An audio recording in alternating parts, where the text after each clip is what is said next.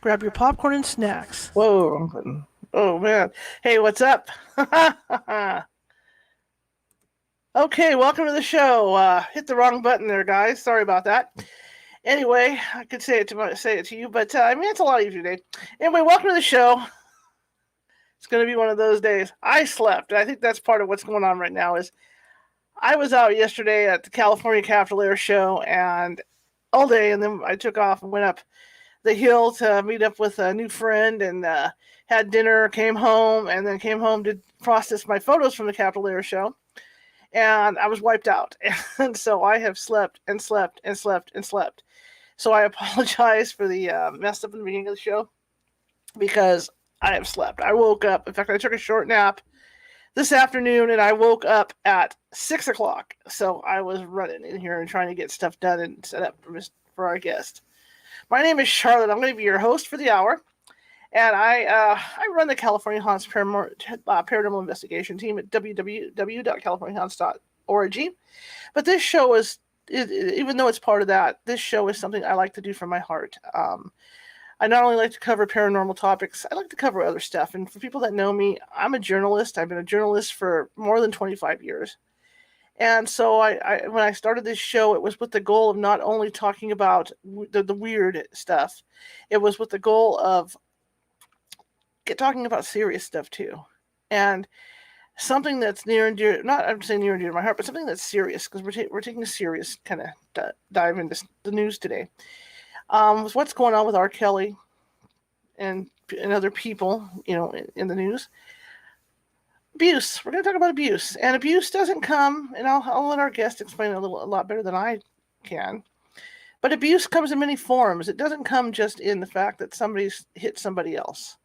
Abuse can come verbally, where somebody's always putting you down, you're never good enough, that goes on. Or it could be sexual, as you guys well know. Maybe it's a date rape, unconsensual sex, or a boyfriend that has his way with you and hurts you, something like that.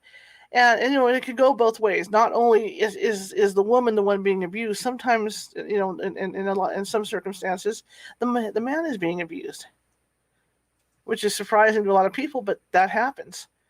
And when we think about Gabby Petito being missing and what was going on with that when the police, were called in, it makes you wonder what actually happened in that relationship. So anyway, my guest tonight is Pastor Gene Heil. Heil. And I hope I get the name right. I'm horrible with names, but he's going to be on tonight. He's going to talk about abuse. He had been abused as a child, and so he has a story to tell. And he's found some interesting ways. He has a book out, and he's found some ways to cope with that and to help people through that, because it's not something that goes away overnight. When it happens to you, it stays with you all your life, and it's hard to not escape that in your life, but it's just hard to get on with your life after you've been abused because you don't trust people and stuff. So I'm going to shut up now, and without further ado, let's talk with him and see what's going on. Hello. Hello, how are you? Good. How are you, sir? I'm well. So tell me about you. Well, I'm Gene Heil, originally from Baltimore. Mm-hmm. And when I was 18, I went in the Army because my environment I was in, I needed to change. And so your environment dictates to you, if you allow it to, dictates to you how your life's going to be. Okay. So I decided, with all the abuse in the home, I decided the military was best for me. So I could start off my life as an adult. It was one of the best things I did, going into the military. What type of abuse did you undergo? If you want to talk about it. Oh, yeah, we could talk about it. sexual abuse, emotional abuse, physical abuse. Um, at the same time I was being sexually abused, my father was an alcoholic, so that's emotional draining on any family because the environment was dysfunctional because that's not how a family should be. So you have to find your way out. Some people choose later in life and some choose earlier in life. Mm-hmm. Mm-hmm. I don't think I really had a choice. I had to deal with it the best I could. And so it all happened around the same time, back in the 60s. And of course, back in the 60s, especially a guy, he ain't going to admit that somebody sexually abused him. Right. Uh, and, that I can't tell you when people started talking about it then. I mean, in today's society, but Mm-hmm. um, I'm very honest with it. It happened. It was just part of life. But God can bring healing. Emotional healing is a process. It takes time. It takes counseling. Seeking after the right help so you can be delivered. You can be free. But you're not free in your mind because torment's there because of Satan. Mm-hmm. And you have to learn to submit to God because the Bible is his love story to us. Everything that we need, you can find it in the Bible somewhere. And so I always say that he is the answer for you today. All you have to do is trust and obey, and he'll fix it for you today. Amen. Yes, sir. When you were being abused, did your teachers notice anything in school or anything, or did you cover it up really well? I must have covered up very well Mm-hmm. because nobody never recognized, and it's in my book, nobody recognized that I was wounded. I was hurt. You know, what I developed like a shell to protect myself so people won't hurt me. And so nobody recognized. My mother knew that something was wrong, but she could never put her finger on it. But I was just so wounded, withdrawn. All I would do is watch TV. I mean, I always believed there was a God. I Mm-hmm. just didn't know how to get to him. I didn't have a relationship. I knew of him. But in order for you to get your deliverance, you got to trust God. You got to learn to trust him. Because when abuse happens, you learn not to trust no one because it seems that everyone wants to hurt you. Right. Right. So, and I know that happens to the majority of the people that are abused. I mean, they go into their own shell because there's nobody. You feel like you're alone, like there's nobody else around that would Right. understand what you're going through, Mhm. and that makes it even more difficult for the victim. And I actually didn't remember it until right before or right after I got saved. That's when I started to remember what happened. Uh, and you're talking years because that Mm-hmm. happened in the 60s and I got saved in 92. So years ago, it was just, I was in a shell and a loner, withdrawn, always would sit in the back of the room, antisocial, I guess you could call it. Right. And that's, how it was. But you got to learn to let it go and trust God and God will put the right people in your path to help you along the way.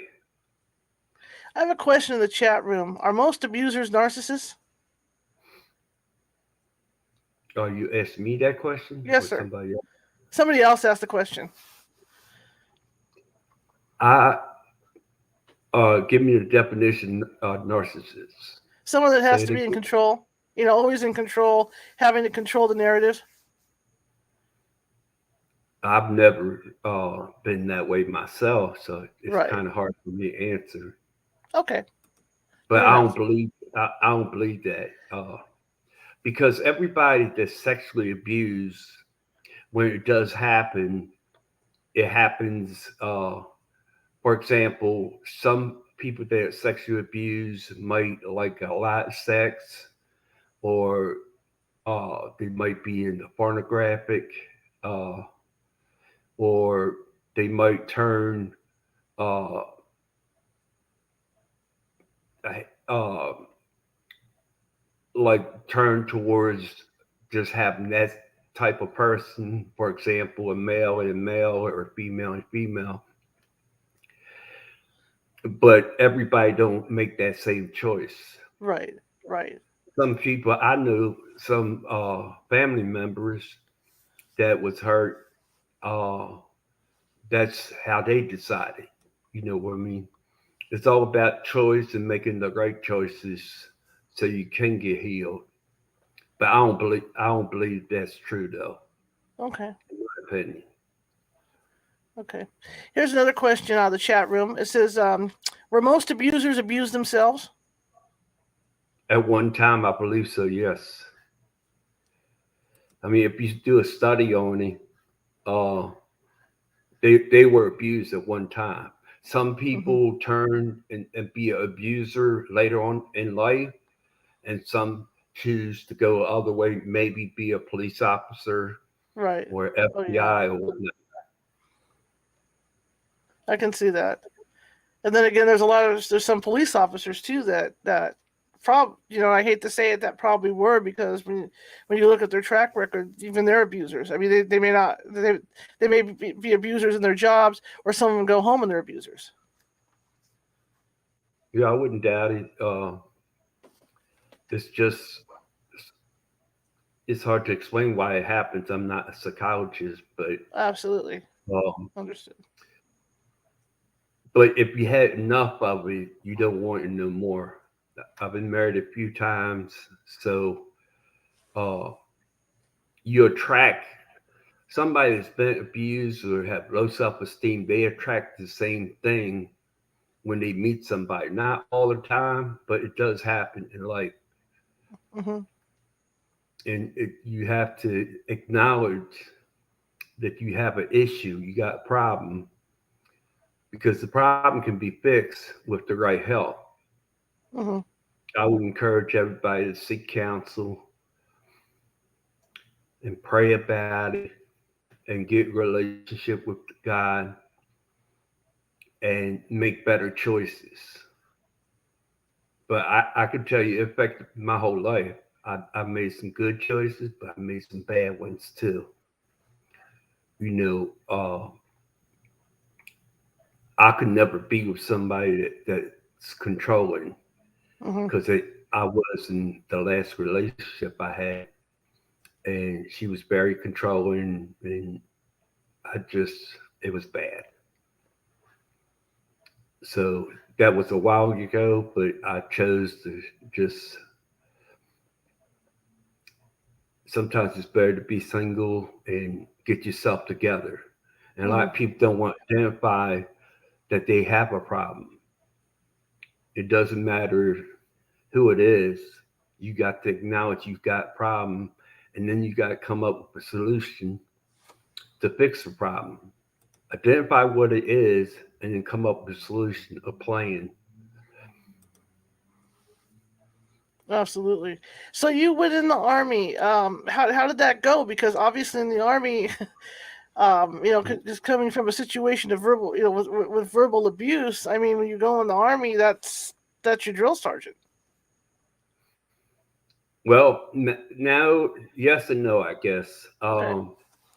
I went in the army to be a better person, Okay. Well, yeah. Okay. and and I served for 20 years. And yes, the drill sergeant will be probably cussing and telling you do this and that. But I I came with the knowledge of you can you can choose to do what you're supposed to do. My parents taught me discipline, so I didn't have trouble with yes sir, no ma'am, Sure.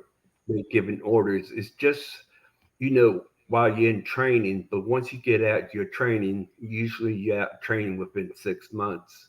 Mm-hmm. And it's to me it was like a job because I worked administration. I was a military police the first 3 years, and then the rest I was personnel.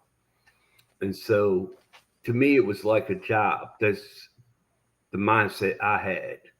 You have to learn, you have to do what people tell you, and you don't have a choice. But abusing, they might be doing it in training, but they have changed a lot since I went in 1974. I All right. retired in 95. So, and I know it's changed a whole lot by now, but it's not strict like it was, in Mm-hmm. my opinion. Okay. As a pastor, do you have people coming to you, or do you? It's like a teacher in school. Do you look for signs of people that might be having problems? No, I haven't, unless God's showing me something, Mm-hmm. uh, but I'm not looking for it. But you can see things in people, especially if it happened to you. You should be able to see, well, that person has low self esteem. And it's either somebody was talking down to them, Mm-hmm. uh, or they was talking mean and ugly and condescending. And you have to, I have people come to me, but I haven't like say, hey, you got a problem, you've been abused and whatnot. But you can tell. Okay. You should be able to tell most times Okay. based on Um. their reaction, their Right. emotions. Absolutely. Now, as an adult, if you spent time in the army and stuff, do you now? Are there certain things that happen when even when you're out, shopping or whatever, that might trigger a memory for you, or are you beyond that? Oh, I'm beyond that. Okay. That was a while ago. Okay. Okay. So, what do you try to do to help people? Like if there's somebody in your congregation that you feel might be abused, do you wait for them to come to you, or do you take them off to the side, and say, hey, I think there might be something Yeah, going on. Maybe I can help you I out. think you should wait until they come to you. Pray for them if you see a problem, and most times God will give you something to pray for anyway Mm-hmm. in relation to that person. Mm-hmm. But you have to build their confidence and their trust, and you have to allow them. If you're pushing them, they're not going to talk Mm-hmm. usually. Mm-hmm. Mm-hmm. But What made nobody. you? Go Go ahead. ahead. No, go ahead, sir. That's my Now, fault. what I was saying is, my teachers didn't even recognize I had a problem. I was sleeping in classes, and still, they knew I was sleeping. I mean, I don't know if they talked to my parents, but they never talked. My parents never talked to me, so Mm-hmm. my assumption was, they never identified the problem. Mm-hmm. It's more visible now, where you can see that people are having problems. They lost touch in reality, and most people are they're just making bad choices, and one of the reasons why I wrote the book is because of where God has brought me from. In '92, I tried to take my life right Mm. before I got saved, I took a bottle of pills, and it's just by the grace of God that I'm here. Wow. And ever since then, I've been just working towards knowing God more each day. Mm-hmm. So what drove you? Let's kind of probe a little deeper in here, and I'm not trying to, trigger anything or insult you or anything like that. Okay. You're good. Okay. To get you to the point that you wanted to take your life in 92, what happened? It's a lot of static. Can you hear that static? Because it's hard to make out what you're saying there. Yeah, that's kind of weird, real in the background there. In 92, what pushed you to the point that you wanted to commit suicide? My wife, at the time, she wanted to leave. She told me that she wanted to be free, and I said, "Free from what?" And she said, "I said, you got children. What do you mean free? You got responsibility." But that's the choice she made, and also she was unfaithful to somebody in my family, and so it devastated. It was like a double knife stab, and I just my family was everything, and I thought I did a good job for Mm-hmm. 14 years. It just that's what she wanted, so you don't have a choice. You Right. can't make somebody stay with you. Right. But Oh, I'm sorry that's about why that. I because I thought my life was over, and Right. then right after that, like I said, I got saved. It wasn't even a week. Actually, somebody at my job, I was in pure depression. I was an E7 in the Army, Mm-hmm. right, personnel division, and everybody could see it on me. See, some people can show it, and other people don't. You know, they Right. hold it within. But I was hurting so bad, and it was bad. So my job, they wanted me to go see a psychiatrist, which I did, but of course they can't find out what you talked about. But he released me back to duty, and just and then the people I worked for, they invited me to church. Mm-hmm. And I went to church, and it was an all black church, and people I worked for were black, and they never preached to me you need to be born again and all that kind of stuff. All they did was invite me to church, and then God, the Holy Spirit, then ministered to me, and uh, and then changed my life. Yeah, that was going to be my next question. Is what turned you enough to become a pastor? Say that again. What that was my next question. In that, I was wondering how you became a pastor.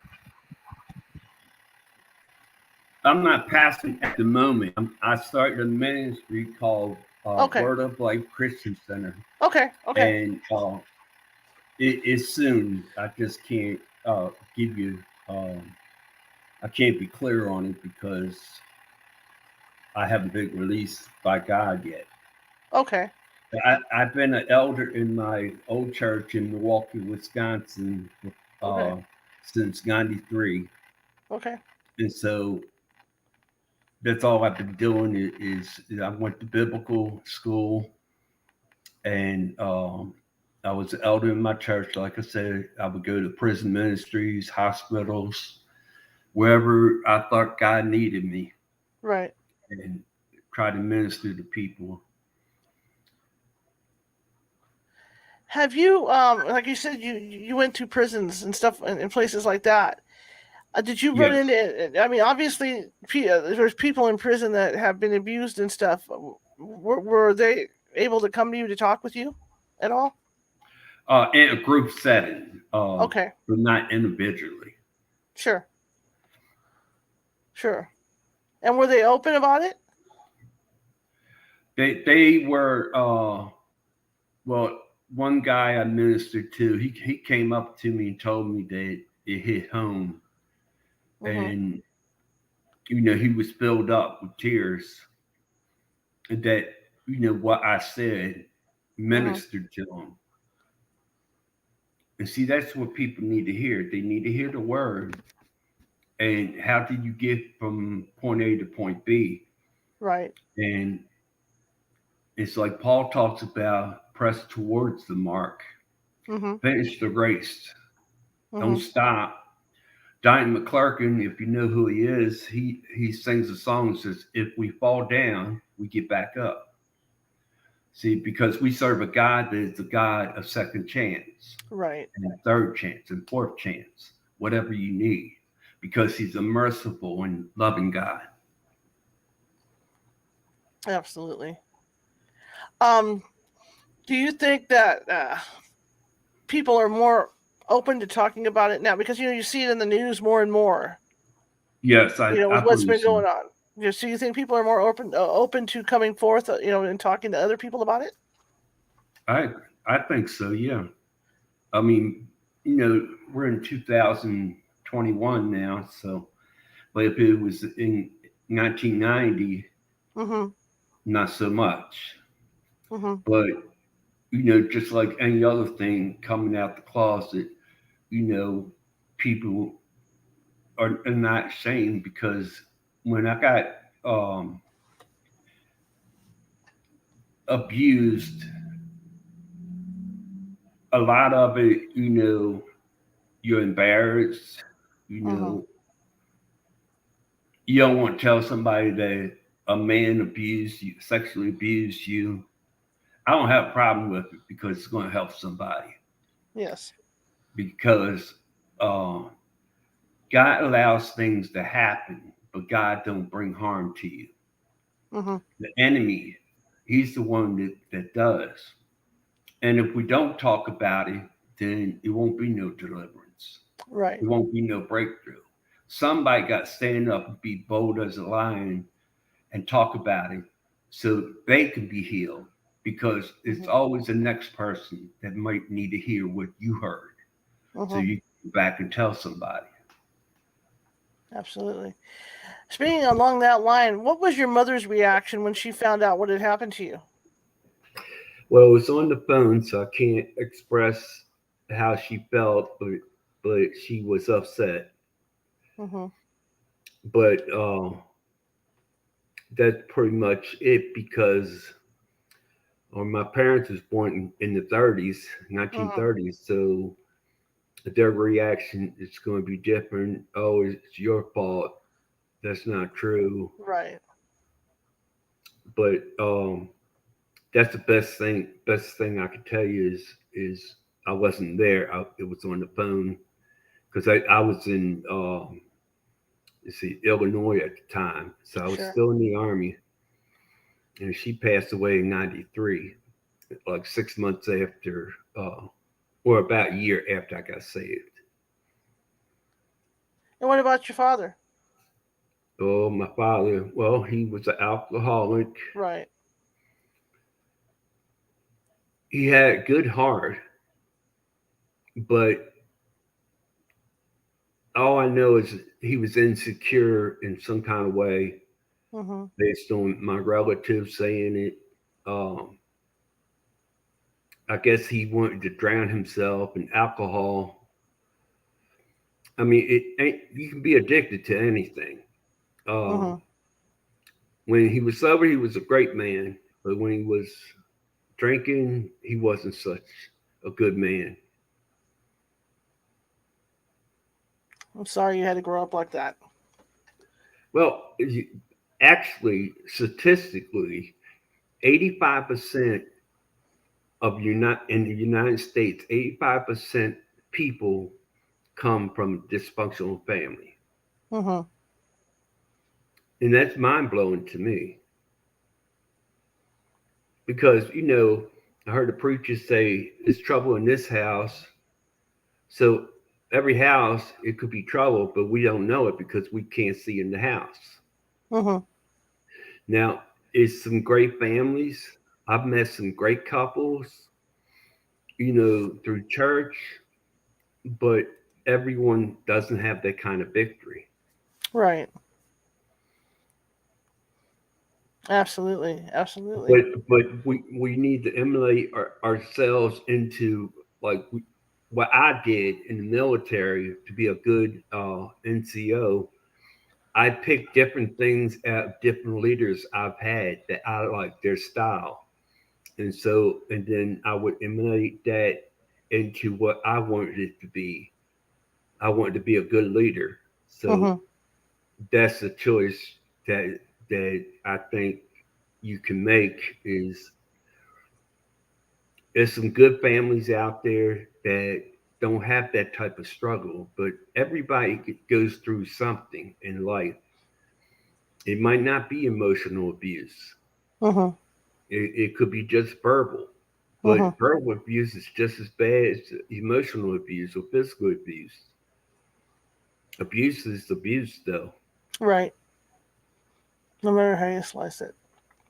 So, did you feel when you finally came forth to talk about it? Did you feel relief? When I wrote the book, yes, I did. When the book got done, Yeah. that's when I got my breakthrough. Yeah, I would have thought the book would have been medicinal because you could get everything down on paper. Right. I mean, yeah, you're putting it on paper and you're being honest and telling yourself and the world that I was abused, but I'm better now. I Mm-hmm. can walk in victory now. But Mm-hmm. a lot of people are not willing to deal with their issues. In my opinion, everybody should be dealing with their issues so they can get the victory. And some people, it takes longer than others. Mm-hmm. But if you just lay everything out on the table and be honest with yourself first, that's when your victory will come because you already know what God is going to say. What Right. He knows what happened, so He's Mm-hmm. everywhere. He's all powerful, and so once you become knowledge of that and admit that you got a problem, even a person that's an alcoholic, or I got a problem. Why do I do this? Mm-hmm. I don't want to do this. This is the ugly side of me. Mm-hmm. Or it could be anger. If you have all that anger locked inside you, uh, and you're not dealing with it, it's going to come out sooner or later because whatever's in the heart is going to come out. I promise you that. It Mm-hmm. will come out. It might not come out the way it needs to come out, but it will come out. But we have to learn to deal with our issues and get the right help. And Mm-hmm. help is out there. And I can tell you, in the '90s, when I took that bottle of pills, I didn't see anybody that like today. I picked up some food for somebody, and Mm-hmm. this girl had a badge on her, and it said suicide watch, and it was at high school. Mm-hmm. And I just spoke to her for a minute, and I told her what happened, and she said, "I'm glad you're here." And so, that's good to hear. Mm-hmm. That people will still encourage you. Absolutely. Was it hard? Was it hard to start writing that book? It was all in me. I just had put my thought process down, but and it's in order the way it happened. Mm-hmm. Uh, and then even my marriages are in there. Uh, should I have got married the second, third time? Nah, but I know that now, but I didn't Mm-hmm. know it then because I wasn't identifying with my problems or my Mm-hmm. issues or me being attracted to people that was abusive Mm-hmm. because of course you don't want to be like that. Mm-hmm. And so it's about you making the choices to so you don't get in that same rut. You got to get out that rut that you're in, because it's just a vicious cycle, that you're going to keep going through that. And nobody wants to keep going through trials and tribulations. Mm-hmm. But it does build character in us. I will say that. And Well, I was God, just go ahead. and, No, go and ahead. God allows that. God allows that to happen so He can make us to be a better person, to help people. Because Mm-hmm. my main goal is, I've been helping people all my life. So my goal is to help people. If it's just one word, or if it's a word of encouragement, or if it's a prayer, it's all about helping God's people. I didn't have the help, and that's okay. Mm-hmm. But I'm here for a purpose that I believe God called me to, and that's to help people. And so I'll do that until it's time for the Lord to call me home. Well, that's what I don't want to say nice about people that have experienced stuff like you, because once they get over that hump of understanding what happened to them and why, you're there to help others. You're there to help others that have gone through something similar, because not everybody's gonna take it, handle it the same way that you did, or whatever. And so there might be somebody that really needs the help. Right.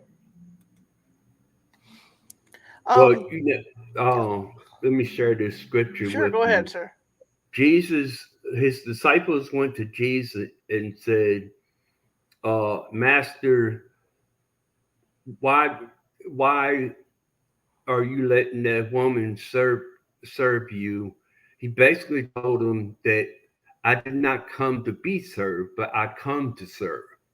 Mm-hmm. In other words, your life, your all your inner being is about the kingdom of God and helping people that are lost. Right. Absolutely, absolutely. So, have you been able to have you been able to help anybody? Oh, So definitely. far. Oh, yeah. Lots of people. Sometimes you minister to people and you might not see the complete results, but Mm-hmm. you know that it it's hard to explain from within. Mm-hmm. Uh, but it just brings this great joy that I helped that person to see that it's a better way Mm-hmm. and they can have a better life. And and and I know it's the Holy Spirit within me. You Right. know, it's hard to explain that joy that you get when you help someone or you minister to someone. Wonderful. What you do is wonderful. Helping Thank you. people the way you do, it's just wonderful. Um, how did your family feel about the book? Because obviously, do you have They kids read the, yourself? yeah. They just I guess some of them were in shock. Now it was eight of us, eight kids, Mm-hmm. and so my brother before me, the one that abused me, and the one uh, after me, they died. Uh, the first one died in '78, Mm-hmm. and then the other one died in right 6 months before my mother died. So at that whole time, within that whole year, I went from uh, being married to being depressed. Mm-hmm. I was in pure depression. I lost, I don't know how many pounds I lost, but I went down from a 16 neck to a 14. And then after that, when I got to change my atmosphere, Mm-hmm. and that's when things started to change. But in between all that time, my mother died, my brother died, I went through a divorce, and my family broke up within a year's time. And so, but I thank God that, He helped me get through it. Mm-hmm. Could it be? I mean, sometimes when we refocus our minds on stuff too, that tends to help with the situations that are going on around you. Yeah, I agree. You got to talk about it. And back in the '60s, we didn't talk about things. You Mm-hmm. know, it didn't matter what it was. Sex around the kitchen table, nah. Mm-hmm. We talk about abuse, no.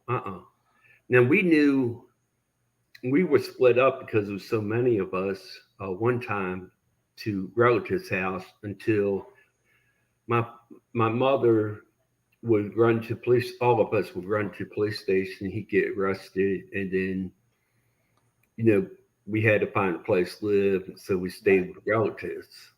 So like two of us went to one of my uncle's house, and the other two went to another's house, and Mm-hmm. whatnot.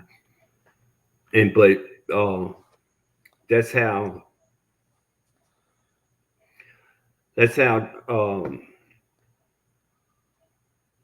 we got away from that atmosphere, so we could see Right. that we have to do something to fix it. My mother loved my father unconditionally, and I talk about in the book about forgiveness, and a lot of that forgiveness came from her, Mm-hmm. and she still loved my father despite it all. And even when I told her what happened and everything, she was angry at him, but she always would say, "That's your father. You Right. respect him." And so, but you can't respect somebody that is doing you wrong or doing your family wrong. Right. Right. It's everything's a process. You got to learn to deal with your issues. And my prayer would be that everyone that is listening, that they would acknowledge that they have an issue Mm-hmm. and that they need to seek the right help so they can get their deliverance and breakthrough and their Mm-hmm. victory. Were any of your other siblings abused? Physically, emotionally, they were abused, but not from my father. It was from other relationships. Okay. Max, Okay. Um, I've got noises in the background. I don't know what they are. I think my neighbors are moving stuff around. no, Um, it's probably my dog growled. He I hears got a dog somebody. barking in the other room too. I don't know what that's about. So it's just it's house stuff. Um, your story's so fascinating to me in that you came through all that, and I understand it with parents that were born in the 30s like that.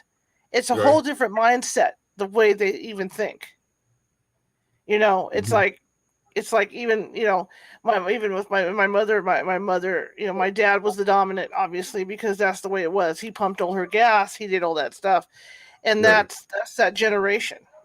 And so I Right. understand perfectly where you're coming from with going through what you did, because that's just how it is. And like your mother saying, your father is your father, you have to respect him no matter what. And I perfectly understand that. um Right. when you talk about your marriages and getting and going into your marriages, and I know this is something too that happens a lot, is that people do pick you know they go into similar situations as they had when they were growing up. You're. They're. It's just they say opposite. The opposite attracts each other, but I'm telling you, people that have been in abusive situations, they might have low self-esteem, but they probably can't see that that person they're getting with might be controlling. Mm-hmm. And because their self esteem is so low, they're not able to see it. And people, I mean, even me, I mean, when I was younger, I didn't see it that I had Mm-hmm. low self-esteem. Mm-hmm. I just knew I was very quiet and I didn't talk much to people. And look me now, God wants me to talk to people, Mm-hmm. but it wasn't designed to for not to talk to people. You're designed to communicate, Mm-hmm. encourage and build up. And so, but sometimes we get with somebody that's not like that. Right. They're degrading. Uh, they they think too highly of themselves. They're walking in pride, you know, and they could have anger issues too. Mm-hmm. And but that anger thing, you got to learn how to deal with it because I believe as long as you hold on to that anger, it can affect your health down the road.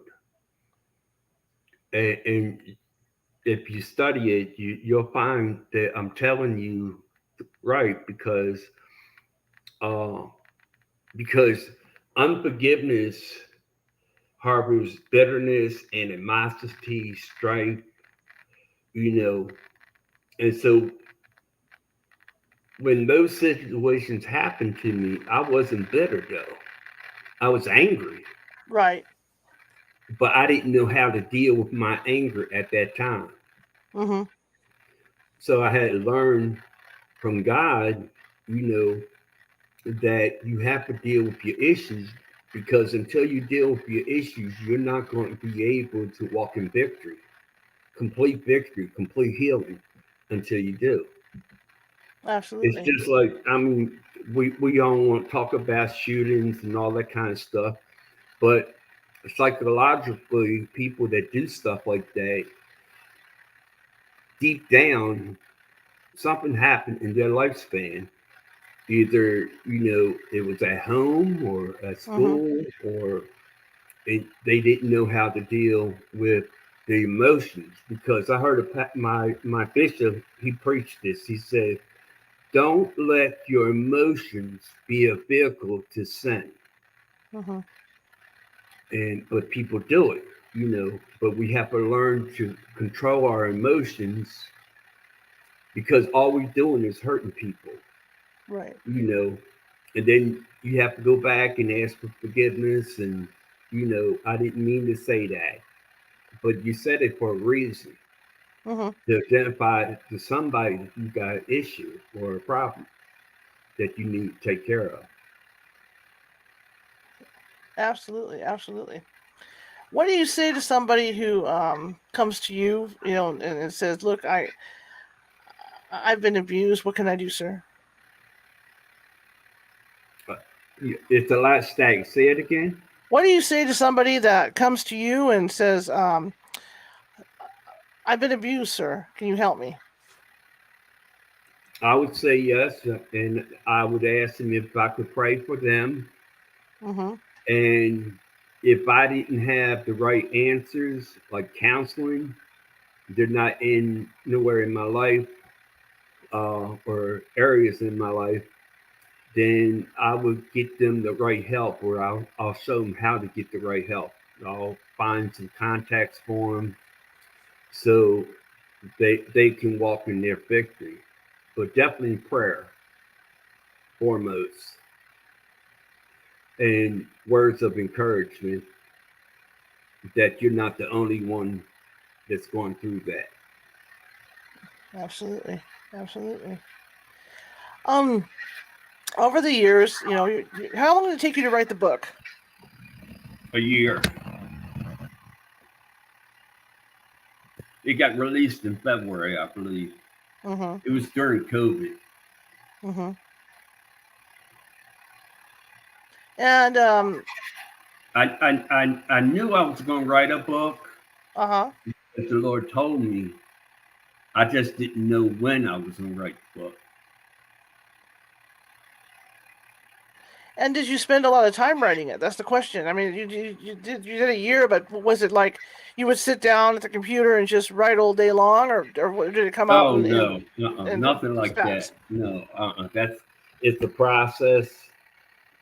Uh, it takes time, Uh-huh. and so for me, you take notes and uh, go back to it, pray about it, and you have to allow the Holy Spirit to minister to you. Mm-hmm. Uh, but no, it's not like you sit at a table and start typing. I know people have that idea of writers, but Mm-hmm. uh, not this person. No, It's a process. Some writers take more than a year. absolutely. Now I'm curious. Let's digress a little bit. When you were in the Army, Hmm. did that help you a lot? Oh Because yeah, I would think because they teach you self-esteem. At least they teach you that much, and how to handle well, yourself. yeah. To me, it really helped me. Uh, I think it built up more confidence in me, Mm-hmm. and when I went back in 1980, that's when I got in personnel. Mm-hmm. And the sergeant I was working for, I just came back in the Army as a PFC, I think it was. Mm-hmm. And he saw it right away. He made me an acting jack, which is an acting sergeant. You don't get paid, you just do the job. But he saw it in me. I didn't see it, but it just kept going like that each step at a time. But I think it helped my self esteem. It helped me to be stronger. I don't know. It's hard to explain, but I put that uniform on and I felt like I was somebody. God was always with me. Right. It's just, but before that, in 1974, I was a lost kid going in the Army and didn't know what I was getting myself into. Absolutely. Well, I can understand how the Army would do that for somebody, especially in your situation. That I can understand. Yeah, it really Um, helped me. Absolutely. I can, I can see how that would do that. Like, just putting on the uniform makes you so proud, because it looks so nice, and and it's just something to say, hey, I did this, and I'm moving up in my rank, and it's just something to be proud of. It's like a goal thing. Do you think that people, coming out of abuse, need to focus on something like you would in the Army?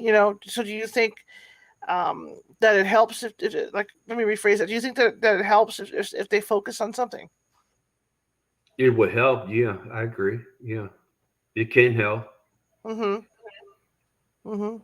But if they're not dealing with whatever the situation is, it's not going to help. Right. Right. But I Um. knew it was messed up for me, and Right. I need to get out of the environment I was in. Mm-hmm. It was the best thing I did, It other was a than getting. perfect step. Absolutely. Absolutely. Um. Do you think that people should face their abusers or not? Well, that's a hard one because you don't see. I didn't have to face my brother Mm-hmm. because he died in '78, and I didn't come in knowledge of it until '92. Mm-hmm. So, but I was at peace with it by then anyway, because it wasn't nothing I could do. Right. And so, that's a hard question to answer. Sure. Sometimes it's good to ask somebody to forgive them, and other times, see, you don't know where that person is. Mm-hmm. And so sometimes it's best to just take it to God. And if God releases you, talk to that person, but definitely to stop the abuser, from doing what he's been doing or she's been doing, because you don't want that person to keep hurting people. And so the best thing to do is to learn how to deal with the best way you can, because that's a hard one, because of the hurt, the unforgiveness, and until you let that go, you can't move forward. Not complete healing. You won't get it, in my opinion. Okay. But I'm not a doctor. Right. But I do know the Lord, and we have to forgive, and that's it's going to be in my next book about forgiveness. But that's the key, is learning how to forgive. Is it easy to forgive? No. But I can tell you, if you do learn to forgive, now the scar will always be there. But if you learn to forgive that person, your life will be much, much better. And not to hold on to, and it doesn't have to be about sexual abuse or any kind of unforgiveness or hurt that a person caused. Sometimes it's good to go to that person, and other times it's not. You just have to pray about it and get the right answer. Allow the Lord to lead you. Absolutely. What do you now that you've written this book, what message do you think the book sends out to people? That, well, if he went through it, then I can go through it too. Because if God gave him the victory, then God can give me the victory. If they read the book, it should minister to them in a lot of ways, and their knowledge of themselves, or getting mad at themselves for holding on to it for so long. And the best way is to trust God. And even though people abuse a person, they're going to have trouble with mistrust. They're not going to be able to trust anybody completely. You know what I mean? And so you just have to identify to the situation, pray about it. I probably, if my brother was alive, I probably wouldn't go to him. Not now, because I got the victory. Right. But some people need that to get their healing. So you definitely got to pray about it and get answer from the Lord. And it just depends on if you're going through counseling, what is the doctor saying to you? Because some people, they get real angry. Okay. And so they just want to hold on to things, and it's not healthy. Right. All right. How do people reach you? They can reach me on Instagram at Geno, GenoHeil, and that's Instagram. And then GeneHeilMinistries.com. They can order a book. I do podcasts every Thursday. Okay. And they can just contact me there, and whatever they're trying to find out, I'll pray for them, or if they're trying to find out where I'm ministering to, I'll let them know. Okay. Thank you very much for coming on. I really appreciate it, sir. Well, you're welcome. Your story Thank has you to for be having out me. there. It's important. It's very important. So I thank you very much. All right. You're welcome. You have a great evening. You also. God All right. bless you. Bye-bye. Bye-bye. All right. Well, that was an interesting evening and very serious subject, but it's something that we have to know about something we all have to face. Not that we're all facing abuse situations, but I mean, there's so many out there in the world.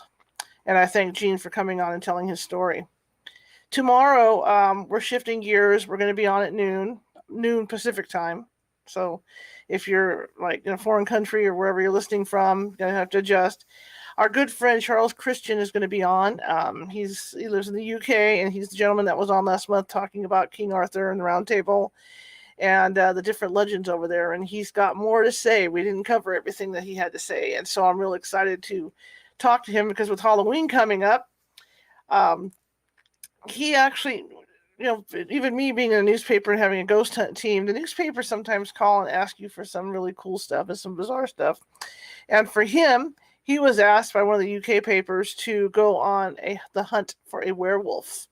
And so he did. And I'm not going to tell you what happened, but he's going to tell us tomorrow how that went. So again, I will see you tomorrow at noon Pacific time.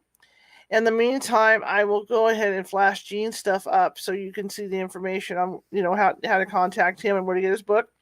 But if you liked the show, share it with 5 people. If you didn't like the show, share it with 5 of your enemies.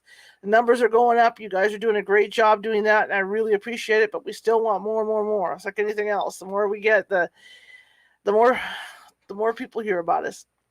Another thing that happens is that my team is nonprofit, and all the expenses for this radio show and other stuff for my team comes out of my pocket, and things being what they are, it gets expensive after a while.